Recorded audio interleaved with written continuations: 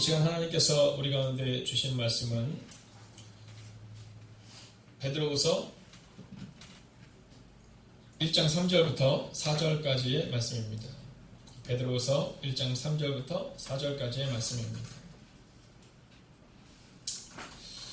오늘 우리가 다 찬 줄 알고 한 목소리로 우리가 2절의 말씀으로 같이 읽도록 하겠습니다. 베드로후서 1장 2절과 3절과 4절입니다. 함께 했습니다. 시작. 우리 네, 읽어주십시오.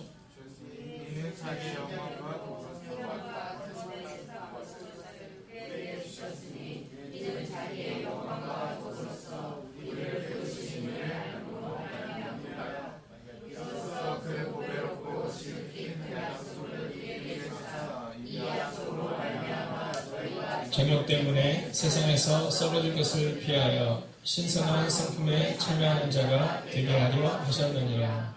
아멘. 이 사람이 이렇게 변화를 겪잖아요. 이게 참 불편한 것 같습니다. 네, 예전에는요, 제가 눈이 작년 말만 하더라도 눈이 얼마나 좋았는지 1.5, 1점이에요. 그래서 저 멀리 있는 우리 저 뒤에 있는 우리 세연자매를 딱 보더라도 오늘 화장을 안 했는지까지 다 보일 정도였습니다. 근데 이게 눈이 나빠지니까 네, 이 앞에 있는 영민 간사님이 했는지 안 했는지도 잘 안 보일 정도예요. 근데 이게 또 계속 안 보이는 것은 아니고 좋아졌다 나빠졌다 자꾸 그러니까 네, 그래서 다음부터는 안경을 좀 사모님 챙겨주면 될 것 같아요. 제가 자꾸 잊어버리는데 네, 근데 제가 병원을 가니까 그렇게 얘기하시더라고요. 너무 걱정하지 마십시오. 이건 그냥 세월의 흐름입니다. 그리고 운동을 열심히 하십시오. 네, 운동을 열심히 하십시오. 이렇게 얘기하시더라고요. 그래서 제가 또 지난번에 말씀드렸지만 눈 운동이 잘했더니 눈 운동이 아니라 일반 운동을 열심히 하면 그러면 다른 것도 다 좋아진다는 겁니다. 근데 특별히 저 같은 경우는 몸이 안 좋으면 목이랑 눈으로 오는 거라서 그러니까 너무 걱정하지 말라고 저한테 네, 그렇게 얘기하시더라고요. 자, 여러분, 우리가 우리 자녀들을 키울 때 제일 변화시키고 싶은 것이 뭘까? 하나를 얘기하면 성품입니다. 성품. 자, 이제 우리 목회자들이 흔히 이야기할 때도 가정에서의 성품이 중요한 것처럼 교회에서도 성품이 참 중요합니다. 교회 리더들의 성품이 어떠냐? 뭐 이런 거를 종종 질문합니다. 예수님을 닮은 성품으로 지금 세워져 가고 있느냐? 여러분, 지금 교회가 막 부흥하고 있는 것처럼 보이지만 우리가 혹시 신의 성품에 참여하지 못하면 그럼 사실은 교회의 부흥이 아닐 수도 있거든요. 우리 자녀들이 성공하는 것처럼 보이지만 그렇지만 그것이 성공이 아닐 수 있다는 겁니다. 우리가 신문지에서 종종 보지만 여러분 성공한 사람들의 삶을 이렇게 볼 때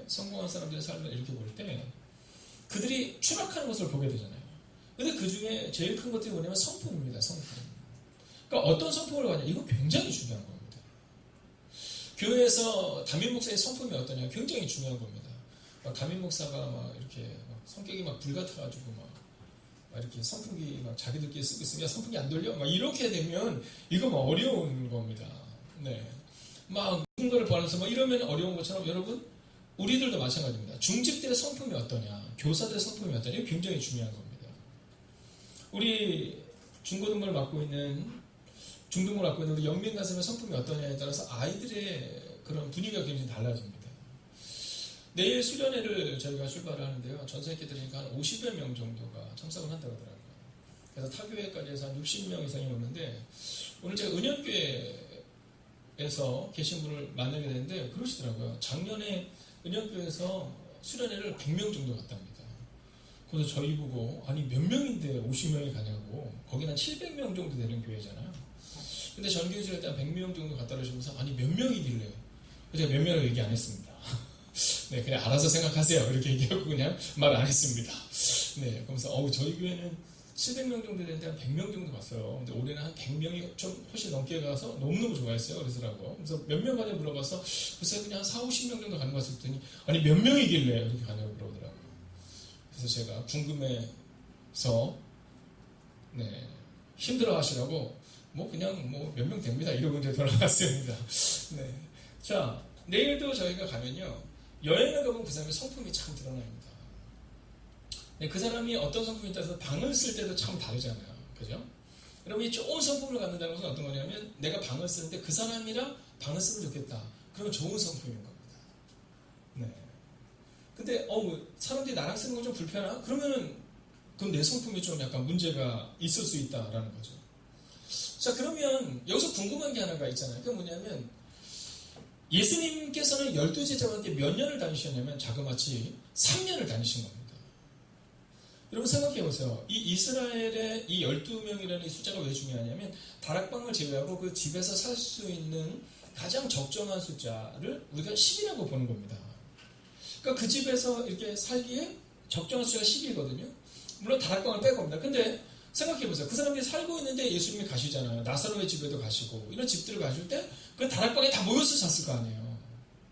그죠? 몇 년 동안? 3년 동안. 물론 제자들을 이렇게 뽑는 과정 가운데 시간의 차이가 있기 때문에 어떤 학자들은 3년 동안이다 이렇게 얘기하고 하고 어떤 학자들은 1년 동안 사람들을 부르고 2년째 부르고 뭐 이렇게 얘기도 하지만 일단 그들 가운데 굉장히 오랜 시간 동안 12명이 같은 방에 있었다는 것은 분명한 겁니다. 자, 그런데 어떻게 그들이 그걸 잘 지낼 수 있었을까? 여러분, 그곳에 예수님이 있었기 때문인 겁니다. 예수님. 그러니까 예수님의 성품이 그 12명의 제자들의 성품을 다 아울렀다는 거잖아요. 여러분, 그 12제자들의 성품이 어땠는지 한번 잘 생각해 보십시오. 12명의 성품들이 어땠냐면 욕심도 많았어요. 세베대 아들들이 뭐라고 말해요? 예수님, 당신이 만약 이제 로마를 정복하게 되면 그러면 하나는 오른편에 하나는 왼편에 있게 해주세요. 뭐 이런 얘기를 하는 겁니다. 자, 욕심이 많은 거죠. 나머지 제자들은 뭐라 해요? 그 얘기를 들으면서 괜찮다 이렇게 얘기해요? 화가 난 겁니다. 우리 표현하면 열불이 나서 뭐라고 표현하냐면 막 그들을 향해서 참을 수 없는 분노를 나타냈다라고 기록되어 있습니다.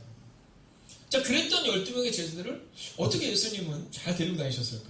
성경에 보면 12명의 제자가 싸웠다는 얘기가 있어요? 없어요? 없어요. 여러분, 성경은 있는 거를 기록하고 있는데 제자들이 이렇게 부딪히는 장면이 있는데 근데 재밌는 장면은 뭐냐면 부딪혀서 그 다음 날까지 그 다음까지 뭐 그들이 그 마음을 분노를 품고 있었다 이런 내용이 기록되지 않잖아요. 여기서 우리가 알 수 있는 것은 뭐냐면 신의 성품, 즉 예수님의 성품이 그 12명의 제자들의 삶을 바꿨다는 거죠. 그러니까 오늘 우리의 마음 가운데 만약 우리가 그리스도의 성품을 갖게 된다면, 만약 우리가 예수의 성품을 얻게 된다면, 여러분, 그러면 우리 가운데에도 문제와 눈물과 절망과 좌절 같은 상황들이 다 떠나갈 수 있다는 거예요. 우리 가정은 왜 그럴까? 여러분 너무 걱정하지 말라는 거죠. 여러분, 우리 가정이 문제가 아니라 누가 문제예요? 내가 문제라는 겁니다. 만약 우리가 신의 성품에 참여할 수 있다면 그럼 그때부터 우리의 가정이 변화될 수 있고 우리의 교회가 변화될 수 있다는 사실을 오늘 성경은 우리 가운데 말해주고 있다라는 겁니다. 자, 그러면 언제 그 그리스도의 성품이, 그 신의 성품이 우리 가운데 주어질까? 먼저 우리가 알아야 되는 것이 있습니다. 먼저 3절의 말씀을 우리가 같이 한번 읽어보겠습니다. 베드로서 1장 3절 읽을까요? 시작.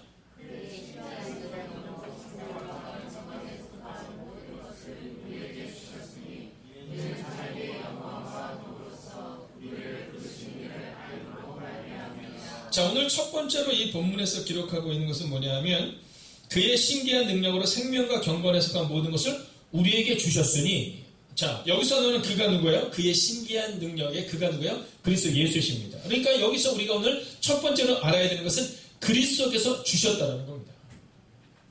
여러분, 신의 성품도 또 우리의 삶의 변화도 그리스도께서 주셨다는 사실을 오늘 기억해야 된다는 겁니다. 자, 오늘 본문은 그의 신기한 능력 이렇게 나와 있지만 사실 이것은 그리스도의 신적인 능력을 말하는 겁니다. 그래서 그의 신기한 능력이 뭔가 신비한이 아니라 그리스도의 신적인 능력을 우리 가운데 말하는 거고요. 그리고 이제 4절과 5절과 6절과 7절을 바라보면서 그러면 그 그리스도의 신적인 능력 가운데 그 신적인 성품은 뭐냐를 우리가 보게 되는 거죠. 자, 여기서 중요한 건 뭐냐면 그리스도께서 주셨다는 겁니다. 그리스도께서 주셨다.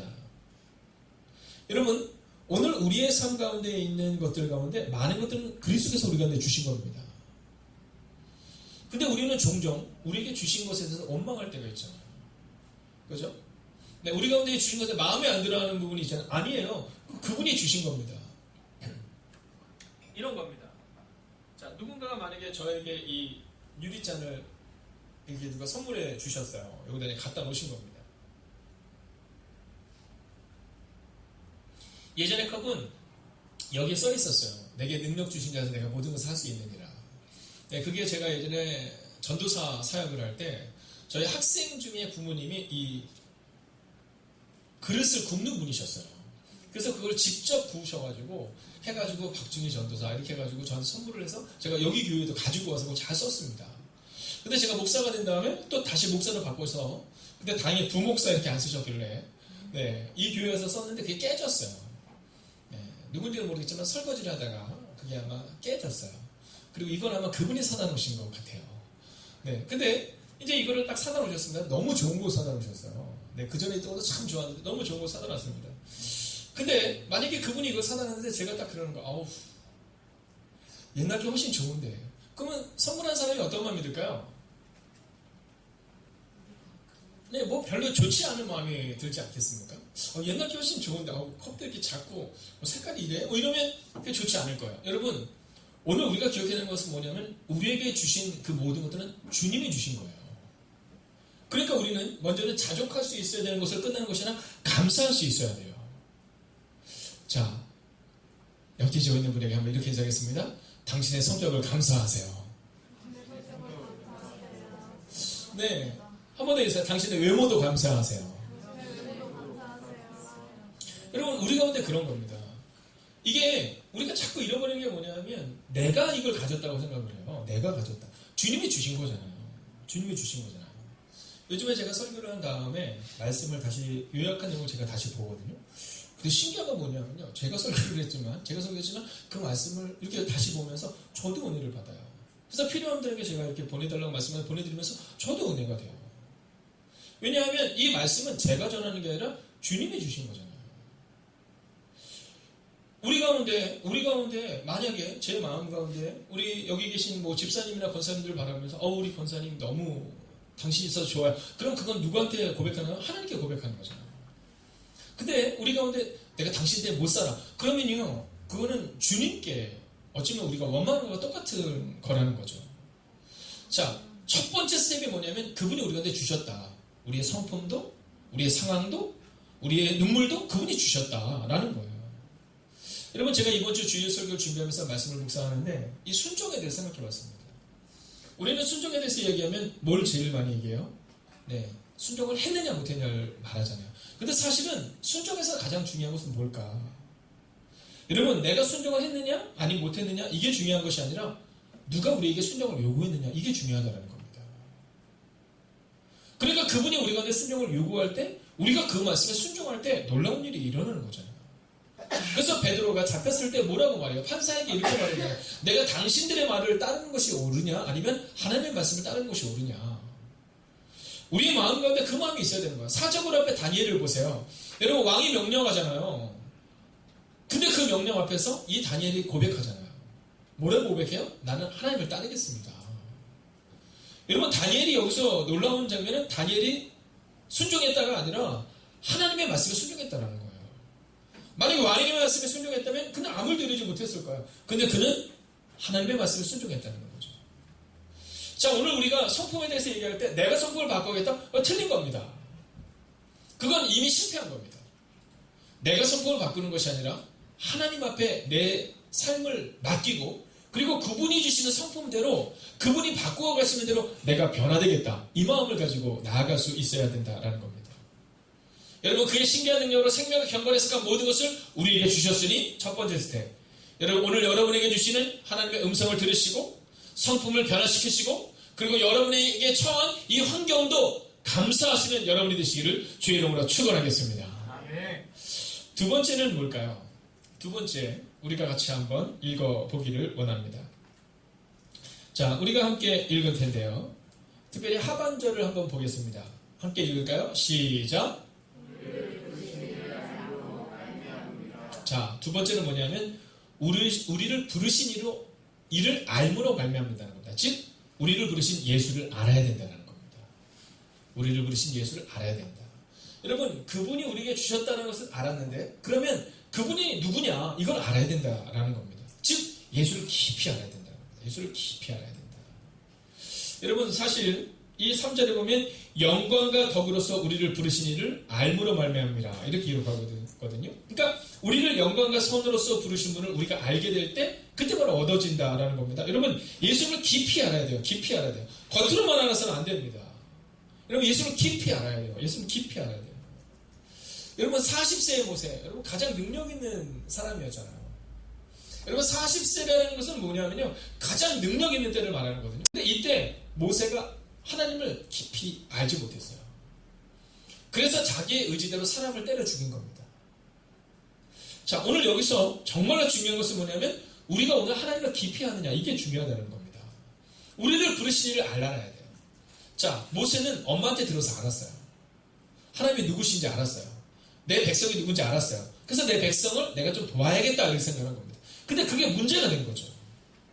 그래서 동족도 잃고, 그리고 로마 사람도 죽이고, 그리고 그는 쫓기는 신세가 된 겁니다. 여러분, 하나님을 알지 못하면 자꾸 문제가 발생이 돼요. 하나님을 알지 못하면 자꾸 문제가 발생이 됩니다. 여러분, 제가 요즘 가정신방과 행복토크를 통해서 종종 듣게 되는 말씀 중에 가장 행복한 말씀은 뭐냐면, 목사님, 우리 가정이 변화되고 있어요 라는 말씀입니다.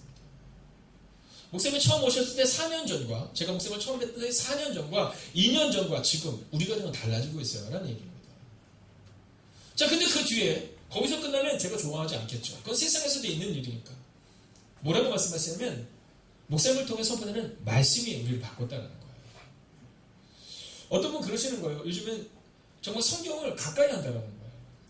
요즘에 자녀들한테 야, 성경 좀 읽어 이렇게 하는데 되게 쑥스럽대요. 그래서 이렇게 하는데 친데레처럼 야, 성경 좀 읽어. 그리고 간대요. 그리고 나면 꼭 성경을 한 번씩 읽으려고 노력을 한대요. 여러분, 가정 예배를 어떻게 드려야 되는지 묻는 분들이 계신 거예요. 하나님을 깊이 알지 못했을 때는, 예수님을 깊이 알지 못했을 때는 여러분 자꾸 문제가 생겨요. 왜냐하면 내가 바꾸려고 하는 겁니다. 내 자녀들 내 마음대로 됩니까? 안 됩니다. 여러분, 내 자녀들 내 마음대로 못 바꿉니다. 여러분, 내 자녀들 내 마음대로 못 바꾸는 판국이 교회에 있는 청년들 내 마음대로 못 바꿉니다. 여러분, 목사가 장로를, 목사가 권사를, 목사가 집사를 바꿀 수 있다는 생각하십니까? 못 바꿉니다. 또는 장로님이, 권사님이, 집사님이 목사를 바꿀 수 있다는 생각합니까? 못 바꿉니다. 여러분, 그래서 자꾸 부딪히는 겁니다. 그럼 어떻게 됩니까? 주님이 바꾸셔야 되는 겁니다. 그래서 주님을 깊이 알아야 된다는 거죠. 80세의 모세를 보세요. 하나님을 깊이 알아요. 80세 고난을 통해서 방황하다가 가시나무 딸기가 타는 곳에서 하나님을 깊이 알게 돼요. 그리고 나서 어떻게 돼요? 하나님의 영광을 보게 되는 겁니다. 여러분, 쫓기는 인생에서 홍해를 가르는 인생이 되고, 여러분, 바로 앞에 쫓겼던 40년 전의 도망자가 바로 앞에 가서 당당히 외치게 되는 겁니다. 왜요? 하나님을 알기 때문입니다. 하나님이 어떤 분이신지 알기 때문인 거예요. 우리 간사님들의 마음 가운데 어떻게 아동부를, 중고등부를 변화시킬 수 있을까? 여러분, 고민합니다. 고민한다고 해서 절대로 아동부와 중고등부의 변화가 나타나지 않습니다. 언제 변화되느냐? 하나님을 깊이 아는 겁니다. 하나님이 우리 가슴 가운데 새겨져야, 그분이 우리 가슴 가운데 새겨져야 우리가 만나는 아이들의 가슴에 그분이 새겨지는 겁니다. 여러분, 부모가 예수님을 깊이 묵상하잖아요. 예수님을 깊이 만나잖아요. 그럼 우리의 자녀들도 조금씩 깨지기 시작합니다. 변화되기 시작합니다. 근데 우리가 자꾸만 그 주님을 깊이 알지 못하니까, 그 주님에 대해서 반항하고 그 주님에 대해서 원망하니까 부모의 원망을 보며 자녀들을 원망하는 겁니다. 교회를 바라보며 부모가 원망하고 하나님을 바라보며 부모가 원망할 때 자녀들의 마음가운데 생기는 겁니다. 근데 변화가 없어요. 자녀들에게. 괜찮습니다. 자녀들은요, 다 지켜봅니다. 청년들이요, 용서하고 들으시기를 지들은 잘못해도 부모가 잘하는지 못하는지 다 지켜봅니다. 그러면서 조금씩 변화되는 거예요. 오늘 저는 우리의 모습 가운데 바로 이 변화가 있기를 원해요. 예수님을 깊이 알므로, 예수님을 깊이 알므로. 여러분, 예수님을 깊이 알므로 변화됐던 제자들처럼, 하나님을 깊이 알므로 변화됐던 모세처럼, 여러분, 그렇게 우리가 변화되어 가는 겁니다. 근데 성경에 보면 재밌는 장면이 하나 나오잖아요. 뭐냐면 40세의 모세가 도망간 다음에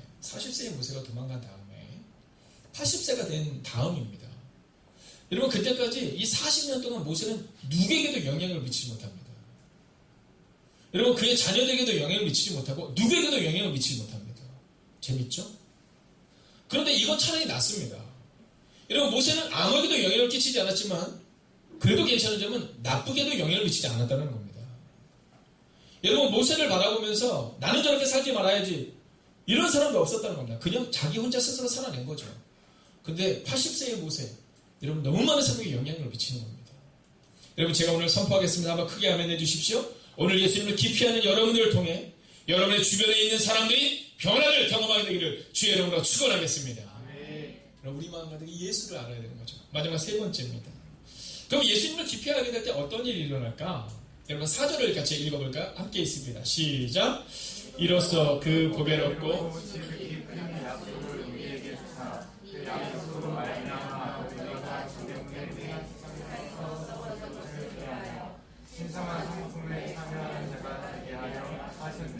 아멘. 자, 마지막 세 번째 스텝은요. 예수님을 깊이 알게 될 때 우리는 신의 성품에 참여하게 되는 겁니다. 따라할까요? 신의 성품에 참여하게 되는 겁니다. 여러분 오늘 4절의 말씀을 보면 신성한 성품에 이렇게 기록되어 있지만 사실 이 부분은요. 신의 성품, 즉 그리스도의 성품에 참여하게 된다라는 것을 말하고 있는 겁니다. 여러분 얼마나 멋지겠어요. 여러분 내 성품이 아니라 주님의 성품. 여러분 우리를 딱 보면서 옆에 있는 분을 보면서 한번 이렇게 한번 미리 선포하는 거예요. 지금 그렇다는 건 아닙니다. 지금 그렇다는 건 이제 미리 앞으로 그렇게 될 거라는 겁니다. 미리 선포하는 거예요. 이렇게 해서 당신을 보니 예수님을 보는 것 같습니다. 이거 얼굴이 빨개지세요. 한 번 더 해주세요. 당신을 보니 예수님을 보는 것 같습니다. 여러분 그런 거예요. 신의 성품에 참여한다? 우리를 보니 예수님의 성품이 생각나야 되는 겁니다. 나는 온유하고 겸손하니. 온유하고 겸손하니. 여러분 그분을 보면 막 오묘함과 겸손함이 생각이 나는 거예요. 여러분 그분만 보면 막 너무 예수님이 막 생각이 나는 거예요. 우리가 9월 첫째 주에 이제 목장 모임을 통해서 또 기질 테스트를 우리가 한번 진지하게 하겠지만 여러분 저한테 있어서도 여러 가지 기질이 있거든요. 여러 가지 기질이 있거든요. 근데 저는 늘 주님께 기도해요. 주님, 저의 기질이 좋은 기질로, 그러니까 기질도 좋은 점과 나쁜 점이 있잖아요. 좋은 점이 많이 드러나게 하셔서 특별히 예수님의 모습을 보게 해주세요. 여러분 목회자가 참 어려운 것은 그겁니다. 목회자가 어려운 것은 사람들은 예수님을 볼 때 목사님을 보면서 예수님을 자꾸 생각하거든요. 저는 목사가이지 예수는 아닌데 자꾸 그러는 거예요. 자, 근데 성경은 우리가 뭐라냐면 너희가 작은 예수가 돼야 된다 이렇게 말해요. 그래서 목사는 첫 번째로 화를 내지 말아야 됩니다. 네, 얼굴이 빨개져서는 안 돼요. 이게 참 어렵습니다. 안 어려우세요, 여러분들은? 네. 근데 이게 목사만이 그러냐는 겁니다. 우리 모두가 그래야 되는 거예요. 여러분, 우리가 신의 성품에 참여한다는 건 뭐냐면 우리의 모습을 보고 예수님이 생각이 나야 돼요. 여러분, 예수님 한번 그려보세요. 어떤 모습이 제일 생각나요? 예수님 그러면 너무너무 부드러운 모습이 생각나죠. 아이들을 안아주고, 네, 아이들을 이렇게 끌어안아주고, 아이들을 사랑해주고, 또 가난한 이들을, 또 아픈 이들을 가서 감싸 안아주는, 그죠? 홀로 있는 이들을 옆에 조용히 다가가주는 그런 모습이 생각나잖아요. 오늘 우리 가운데 예수님을 깊이 알아야 그분을 묵상해야 그분을 닮아가는 겁니다. 여러분 그분을 깊이 알게 된다는 것은 뭐냐면 그분을 묵상하는 거죠. 그래야 그분을 닮아가요. 여러분 지금 내 옆에 있는 5명이 바로 납니다. 내 옆에 있는 사람들이 좀 공격적인 사람들이다. 여러분 내 옆에 있는 사람들이 좀 부정적인 사람들, 그럼 그게 나인 거예요. 왜냐하면 우리가 얘기하면서 자꾸 묵상하게 되거든요. 그래서 저는 늘 얘기하지만 문제를 묵상하면 안 됩니다. 하나님을 묵상해야 되는 거예요. 우리는 종종 문제를 묵상해요. 제가 가끔 가다가 청년들 가운데 목사님 새벽에 못 나와서 죄송해요. 그래서 괜찮아. 왜 그래서 어저께 그 문제 때문에 밤새도 고민하다 잠 못 잔다는 얘기를 종종 해요. 그럼 제가 늘 그래요. 야 그냥 그 주님께 맡겨. 문제를 묵상하지 마. 문제 묵상한다고 변화가 되겠니? 이런 문제를 묵상한다고 변화가 되지 않아요. 문제를 묵상하면 우리가 자꾸만 닮아갑니다. 여러분 원망을 묵상하잖아요. 우리 마음 안에 원망이 커집니다. 그럼 뭐를 묵상해야 되냐? 예수님을 묵상해야 되는 거예요. 예수님을 깊이 알 때 우리가 예수님의 성품에 참여하게 될 수 있다라는 겁니다. 어쩔 때 그것이 고난일 때도 있잖아요. 요셉을 보세요. 요셉. 여러분 한번 요셉 질문 한번 해볼까요? 요셉이 어렸을 때 우리 준서 몇 살이야? 요맘때. 그럼 너도 16살이지. 빠른인가? 16살이죠? 둘 다? 네, 네가 주희가 빠르고. 네, 16살입니다. 요때. 자, 요때 말을 너무 함부로 하는 거예요. 신기하죠? 여러분, 그러니까 우리 중학교 2학년 아이들을 용납해 주시기 바랍니다. 네, 부모님들의 마음과 한데 그러잖아요. 중2병 때문에 못 살겠다고. 중2병은 요셉 때도 있었다니까요. 생각해 보세요. 요셉이 15살, 16살, 17살이 되기 전 함부로 말하는 거. 이게 중2병이잖아요. 그때도 중2병이 있었던 거죠. 이건 뭐 누구에게나 있는 겁니다. 자, 그런데 왜 요셉이 그랬을까? 여러분, 요셉이 왜 그랬을까? 궁금하지 않으세요? 아니, 요셉의 형들은 왜 그랬을까? 여러분, 동생을 팔아넘긴다는 거, 이거 완전히 진짜 파렴치범의 끝판왕이잖아요. 파렴치범의 끝판왕. 있을 수도 없는 일이죠. 왜 그랬을까? 여러분, 그 이유는 요셉의 가정 환경에서 볼 수 있습니다. 언젠가 우리가 이제 가정 세미나를 통해서 요셉의 가정에 대해서 우리가 진지하게 한번 살펴보겠지만, 여러분, 요셉의 가정이 어떤 가정이에요? 여러분, 요셉의 아버지에게는 여러 명의 어머니들이 있는데요. 그 어머니들이 사이가 좋지 않아요. 어렸을 때도 보고 자란 건 그런 겁니다. 여러분, 여러 명의 형제들이 있는데 다 어머니가 다른 형제들이에요.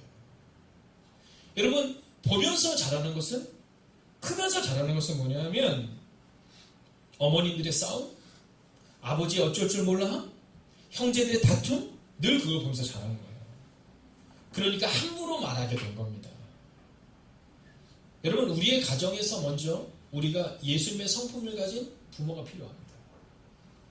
우리가 먼저 예수님의 성품을 가져야 그래야 가정이 평탄한 건데, 요셉의 모습을 보면, 요셉의 성경에서의 모습을 보면 요셉의 부모에게서 얼마나 큰 문제가 있었는지 우리는 잘 알게 됩니다.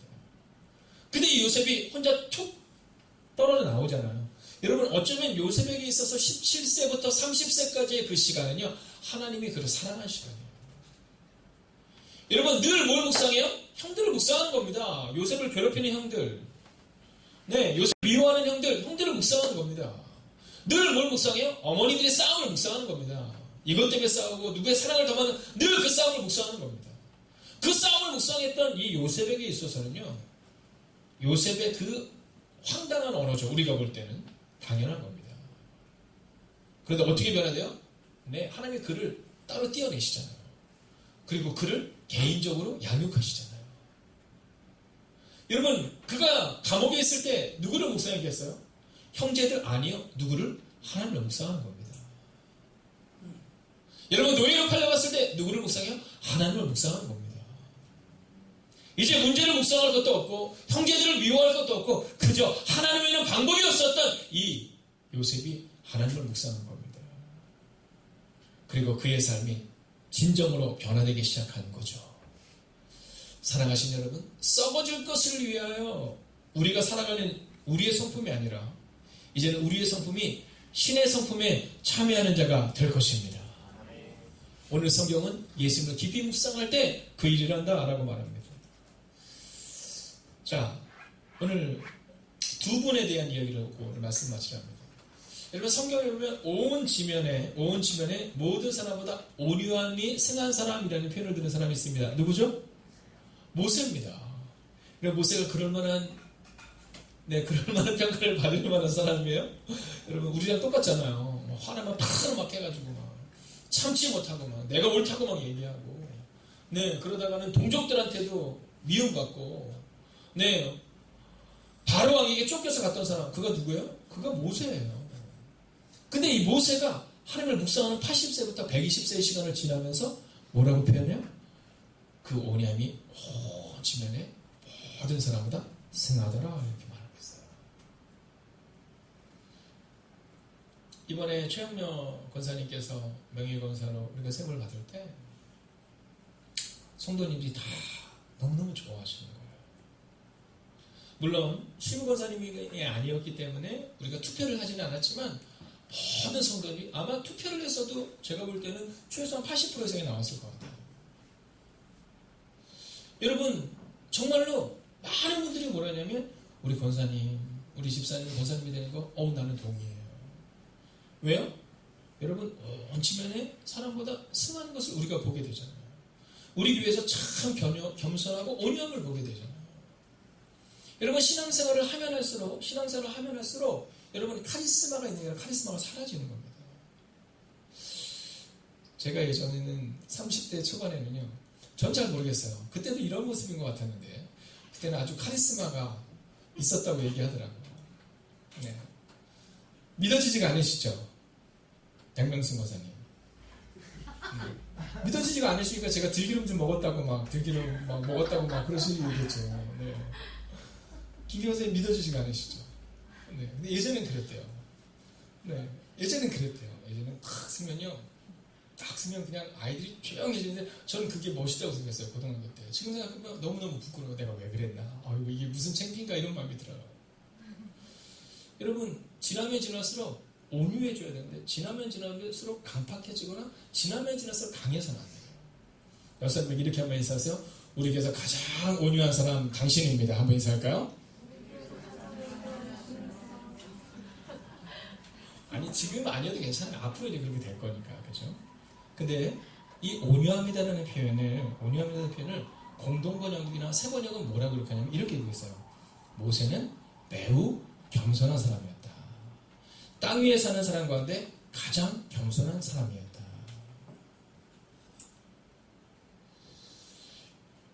재직이 뽑힐 때 권사님을 세우고 집사님을 세울 때 그런 사람을 세워야 될까? 여러분, 집사님을 임명하지만 권사님은 취임을 해야 되는데, 그럼 우리가 투표를 해야 되는데, 여러분, 어떤 사람을 우리가 투표하게 될까? 오늘 성경은 가장 겸손한 사람, 모세에 대해 이야기하고 있다는 겁니다. 근데 희망이 있는 이유는 뭐예요? 네, 모세가 옛날의 모습이 누구랑 똑같아요? 우리랑 똑같아요. 저랑 똑같아요. 그래서 희망이 있는 겁니다. 두 번째 사람 얘기하고 말씀을 마치겠습니다. 여러분, 성경에 보면 요한이라는 사람이 나오는데 이 요한이 누구예요? 세베대의 아들들 중에 요한, 그죠? 야고보 요한이 나오는데 뭐라고 얘기해요? 예수님께 직접 가서 얘기하잖아요. 그 어머니도 얘기하지만 그도 얘기해요. 내가 예수님 오른편에 함께 하셨어. 정수 보세요. 제 오른편에. 네, 우리 아인관 사랑 우리 왼편에. 네, 이런 건 의미가 없는 거거든요, 사실은. 근데 예수님이 옆에 있는다 이건 뭐냐면 예수님이 로마를 무너뜨리고 왕이 될 거니까 우의정, 좌의정하게 해서 이렇게 얘기했던 사람이에요. 누가? 요한이. 근데 여러분 이 요한이 뭘 기록해요? 요한서를 기록하고 요한계시록을 기록하잖아요. 자, 그 요한의 마지막 때입니다. 이 요한이 마지막 때에 설교를 할 때 아마 제가 이 얘기를 끝나고 나면 여러분들의 마음과 우리 목사님도 요한이 되게 해주세요. 다 그렇게 기도할 거예요. 왜냐면 요한 선생님께서 이 요한 사도가 마지막 설교가 딱 올라오면 그의 마지막 설교는 굉장히 짧았대요. 강단에 딱 올라와요. 이렇게 천천히 이제 올라왔습니다. 천천히. 이제 몸이 안 좋으시니까 천천히 올라오셨으면 뭐라고 말씀해? 여러분, 예수님은 사랑이십니다. 그리고 내려가시는 거예요. 김경호 선생님 너무 좋아하시는 거 아니에요? 네, 너무 기대하시는 거 아니에요? 네. 여러분, 예수님은 사랑이십니다. 그 한마디라고 내려갈 때 사람들의 마음이 알잖아요. 요한이 얼마나 욕심이 많았었는지, 요한이 어떤 사람이었는지 우리는 다 알잖아요. 근데 그 요한이 얼마나 사랑으로 살아냈는지 그를 바라보며 마지막 설교 때는 예수님은 사랑이십니다. 그러면 끝났다라는 거예요. 어떻게 가능했을까요? 요한은 평생 예수님을 깊이 묵상했죠. 그리고 예수님을 깊이 묵상한 이 요한은 예수님의 신의 성품에 참여한 겁니다. 사랑하신 여러분, 오늘 수요예배에 오신 여러분을 축복합니다. 오늘 이 수요예배를 통해 여러분 예수님을 깊이 묵상하겠다고 다짐하고 돌아가는 여러분이 되시기를 주의 이름으로 부탁드리겠습니다. 그리고 여러분을 통해 신의 성품에 참여한 한 사람을 통해 그리스도의 나라가 세워진 역사가 우리 교회 가운데 일어나게 될 것입니다. 여러분 자리에서 한번 일어서 주시겠어요? 혹시 불편하신 분은 자리에 앉으셔도 괜찮습니다. 네, 우리가 일어나서 마지막으로 이 찬양 드리면 좋겠어요. 내 주여 내 발 붙들사 그곳에 서게 하소서. 그러면 제자들이 도망갔어요. 그죠? 요한도 도망가고 베드로도 다 도망갔어요. 그러나 그들이 끝내 다시 돌아왔어요. 그리고 주님과 함께 살아냈어요. 여러분 만약 여러분들이 제 과거의 모든 모습을 보면요, 여러분들 중에 제 설교를 들을 사람 아무도 없습니다. 저런 사람의 설교를 이럴 수 있습니다.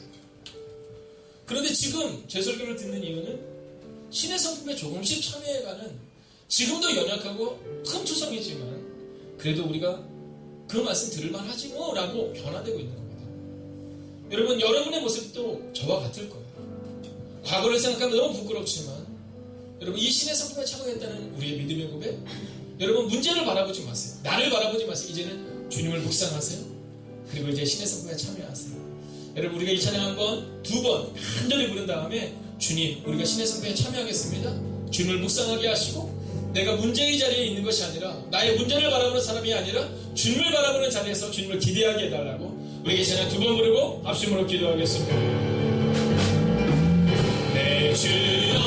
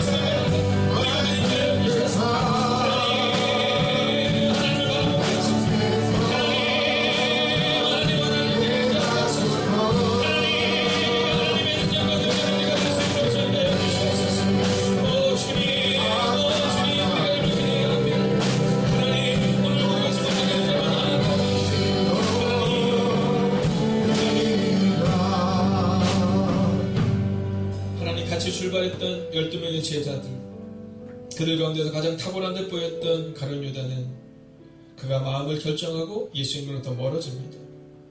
그리고 그는 끝내 아름답지 못한 그의 생애를 마감하게 됩니다.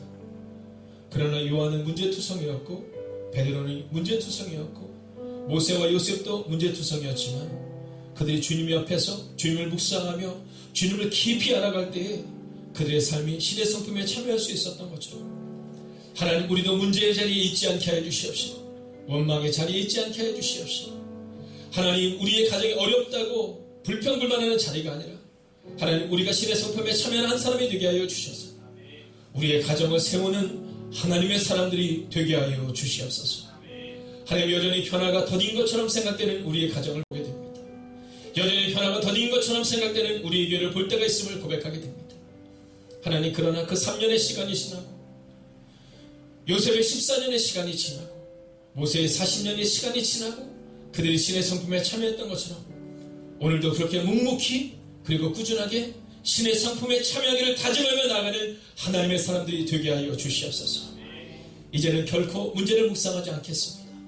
원망을 묵상하지 않겠습니다. 자아를 묵상하지 않겠습니다. 이제는 예수님만 묵상함으로 주님을 깊이 알므로 신의 성품에 참여하기를 다짐하는 하나님의 거룩한 백성들, 그들의 가정과 터전 위에 성부와 성자와 성령께서 함께 하시기를 간절히 축원하옵나이다. 아멘.